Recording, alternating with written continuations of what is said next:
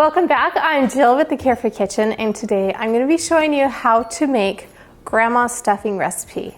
And this recipe my grandma had written down, and it was like fragments of the recipe, so I reworked the recipe, and this is pretty close to what she made. I don't know if anything will be ever as good as grandma made, but this one's going to be close.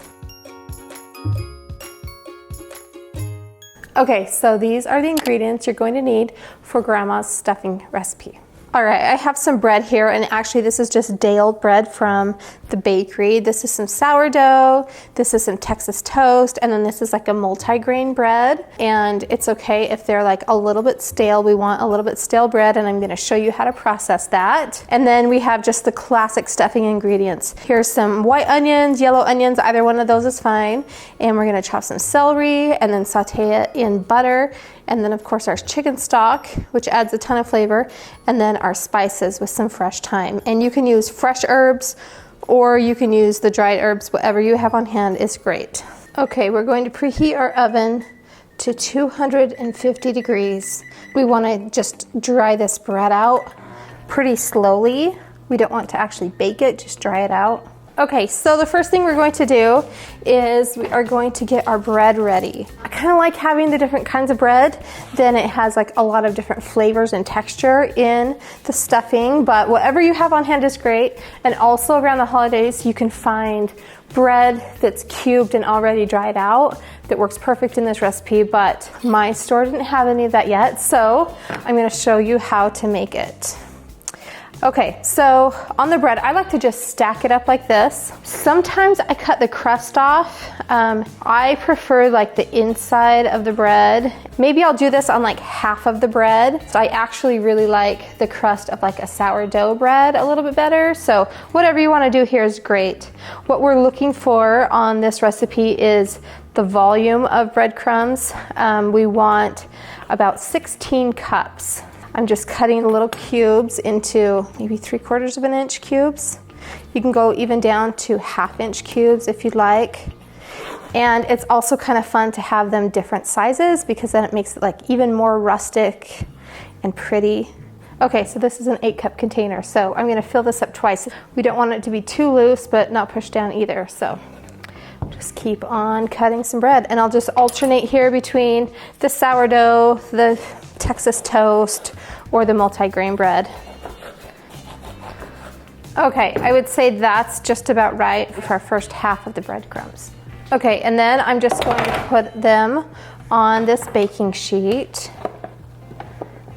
And I'm actually going to do this for 2 baking sheets and then put them both into the oven for about 1 hour. About 50 to 60 minutes.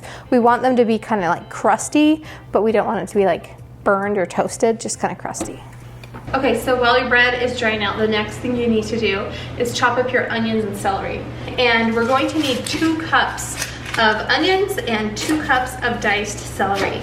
I'm just going to dice this pretty finely. Okay, and then we're going to do about 2 cups of this. Okay, now the next thing I'm going to do is I'm going to chop up this celery. So I want them to be chopped pretty finely, just like the onions. And I'm just going to cut them down the middle and then give them a quick little chop here too. And it's okay to use like these leafy ends. It's a great way to use up that part of the celery. And it just adds a lot of flavor and texture into our stuffing. So there we go. We have about 2 cups of celery and a couple cups of onion. Okay, I'm just going to get this butter in the saute pan here, and we're going to melt that. And then into there, I'm going to add my onions and my celery. And we'll just cook that on about medium-high heat, and let that saute just a little bit until it is transparent.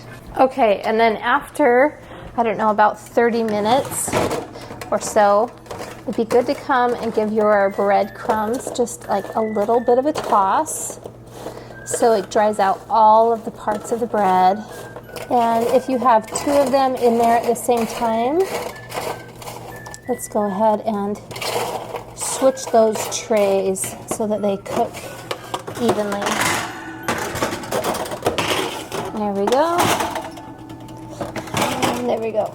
Okay, and then while that is also cooking, I have some thyme here, and I'm just going to strip the leaves off of this. And if you can get your hands on some fresh herbs, this is so delicious with fresh herbs. But if you can only choose maybe one of the fresh herbs, I would get fresh thyme. So this recipe just needs like a half of a teaspoon of thyme. So I'm just going to use my knife and just chop that up a little bit. Okay, so the onions and the celery are tender and translucent. As you can see, they're pretty clear in there. That's perfect. And then I'm going to add my half a teaspoon of thyme into my pan here. And then I have about a half a teaspoon of sage. And then 3 teaspoons of poultry seasoning, or 1 tablespoon of poultry seasoning. Now we'll just mix this up here.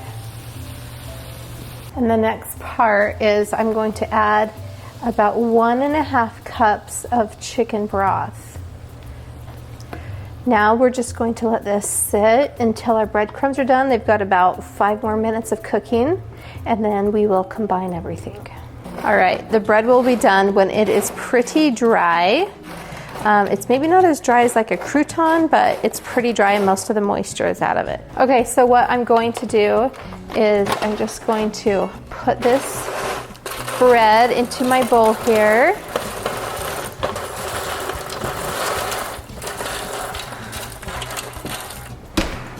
And then my second one.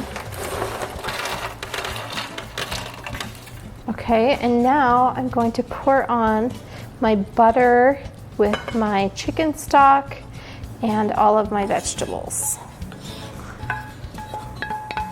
And now we will just gently mix this in. And the way that you know that you have enough liquid in there is that you want all of the bread have all the moisture in it, but you don't want it to be soggy. So that's why the measurement on the recipe calls for 1.5 to 2 cups of chicken broth. And I think we're gonna need some more chicken broth on here. And you know, it does depend on your bread that you use, how much water it's able to hold. And then also, like, I tamped mine down just a little bit, so I have maybe a little bit more bread than normal. And I'm going to top this off with just a little bit of pepper and just a little bit of salt too. All right, so there's no liquid on the bottom of the bowl, and this actually looks just about perfect. Okay, and to finish this off, I'm going to spray a 9 by 13 inch baking dish with a nonstick cooking spray. And then I'm just going to put my stuffing right into my casserole dish. And if you want to make this ahead, this is a really great recipe to make ahead. You can actually leave it at this stage and put some saran wrap on it and put it in your fridge. And then, you know, keep it for a day or two like this. If you're making a big Thanksgiving dinner or something and you're trying to figure out how to make it all come together at the right time, you can just cover it and put it in your fridge, just like this. I'm gonna put this in the oven at 350 degrees for about 45 to 50 minutes. Okay, and while that cooks, we're gonna wanna stir it about every 20 minutes. Here is my grandma's stuffing recipe. It's a classic Thanksgiving stuffing recipe made from scratch. This stuffing recipe is always a favorite Thanksgiving side dish. All right, guys, thanks so much for watching this episode at the Carefree Kitchen. Be sure to like, subscribe, and follow me on social media, and I will show you all kinds of fun and easy recipes your entire family will love. Thanks so much for watching, and we'll see you next time. Bye.